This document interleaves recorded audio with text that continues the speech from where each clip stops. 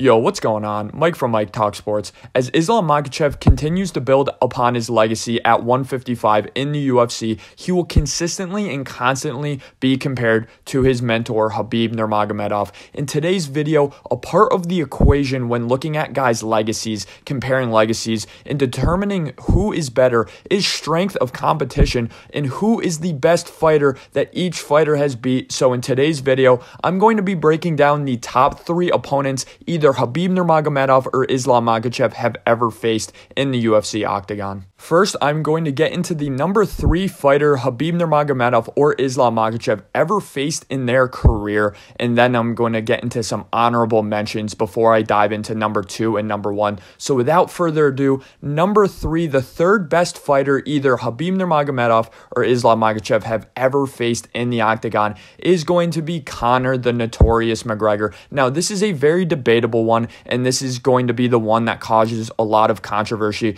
But for me, I think Conor is very underrated by Khabib fans, and let me tell you guys why. So in terms of legacy and in terms of statistical wins and in terms of just the accolades, Conor McGregor absolutely deserves to be on this list. But of course, that's not the entire equation. Now, he was a 145 and a 155 pound champion at this point in his career before the Khabib Nurmagomedov fight. Conor was 2-0 in championship bouts up at this point. Of course, that one victory at 145 being up against the legendary Jose Aldo, and then the other one at 155 being up against Eddie Alvarez. Now, his notable wins before this Khabib fight was Eddie Alvarez, Nate Diaz, Jose Aldo, Chad Mendes, Dustin Poirier. He was 1-0 up against Dustin Poirier at this point, which was a win that really aged very well, as at this point in 2018, when Conor faced up against Khabib, Dustin Poirier looked primed for another title shot. So again, this was a very good win for Conor McGregor at the time. And then, of course, he beat Max Holloway. So a really good group of fighters that Conor had faced and beaten at this point in his career. Now, looking at Conor from a stylistic matchup, I know a lot of people say, oh, Khabib absolutely ran through him. Out of every single Khabib Nurmagomedov fight in his entire career, only one went to the 4th round, and that is Conor McGregor. That was in the Conor McGregor fight. In fact, Conor McGregor beat Khabib Nurmagomedov in the 3rd round. Now, round 1 was Khabib Nurmagomedov, round 2 was Khabib, and while round 3 was extremely close, with Khabib having some really nice moments on the feet as well, I think most MMA fans agree that Conor outstruck Khabib Nurmagomedov in round 3, and he was effectively able to keep the fight standing on the feet, as his takedown defense is extremely underrated. But of course, in round 4, Khabib was able to find that neck crank. Conor McGregor was just straight up exhausted from the previous round and from the entire fight at this point. Now, something that really goes up against Conor McGregor is he hadn't fought in 2 years at this point when he went back and fought Khabib. So this fight was in 2018, and he had not actually stepped into the octagon since 2016 because he had that whole 2-year boxing hiatus with Floyd Mayweather. So that definitely goes against Conor McGregor, but Conor McGregor's striking looked better than ever in this fight. It looked really crisp. It looked really clean. Of course, Khabib is a guy who's pretty hard to hit. He has a very solid chin, and he's so unpredictable with his takedown attempts and in his shots. So, of course, Conor McGregor didn't look like he looked up against Eddie Alvarez in his previous fight, but in my opinion, this was still a prime Conor McGregor. Now, I'm going to dive into some of the notable guys I left off this list so I can continue to talk about Conor McGregor and why I put him over those guys. So I left off Dustin Poirier, Justin Gaethje, and RDA. Real quick with RDA. RDA's wins are not that good. I know, I get it. RDA has some solid wins in his career. I just feel as though every time RDA faced a fighter who was even semi-championship caliber or even top 3 in the division caliber, he'd outright lose in somewhat dominant fashion. Now, he is a guy who is very hard to finish, and Khabib ended up not being able to finish RDA within 3 rounds. But again, I do think he would have finished him if it went to a 4th or 5th round.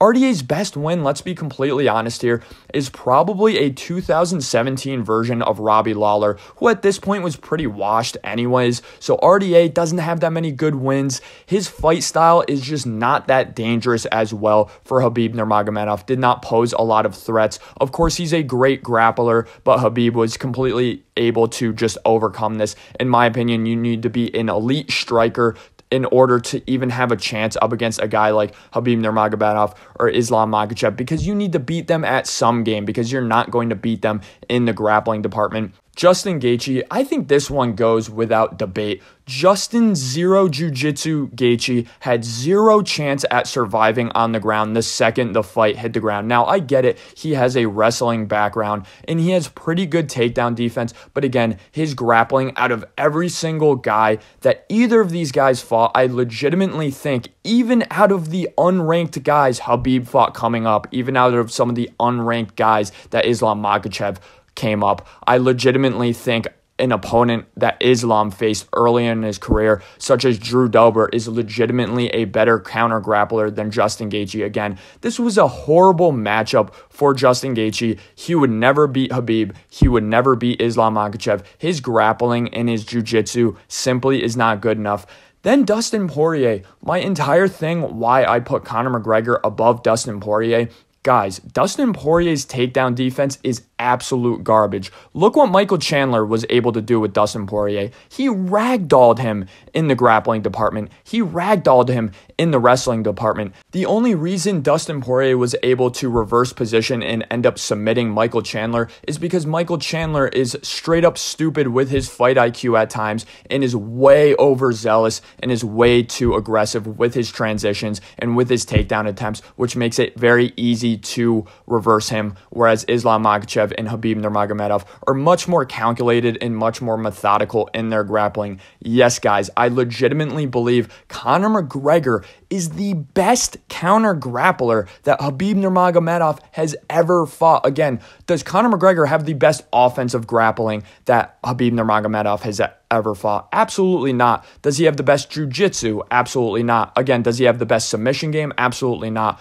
I think you can make a good argument that Conor McGregor has the best takedown defense out of anybody that Khabib has ever fought. Watch Conor McGregor versus Khabib Nurmagomedov. Watch the first round. He does a really nice job at his scrambles in this fight. I dove into Conor McGregor way too much, so without further ado, number 2 on this list, it's going to be Charles "Do Bronx" Oliveira. Now, Charles, at the time he fought Islam Makhachev, he was the current lightweight champion after Khabib Nurmagomedov, and he had 3 title wins at this point and 2 title defenses, so he was 3-0 in title bouts. His best wins at this point was beating Justin Gaethje quicker than Khabib beat Justin Gaethje, beating Dustin Poirier quicker than Khabib beat Dustin Poirier, beating Michael Chandler. He beat Tony Ferguson, somewhat of a boogeyman who never fought Khabib. Now, I think in hindsight, we can safely say that Khabib Nurmagomedov would have beaten Tony Ferguson, but still. And then Jeremy Stephens was another good win on Charles Oliveira's record, and it really is the stylistic matchup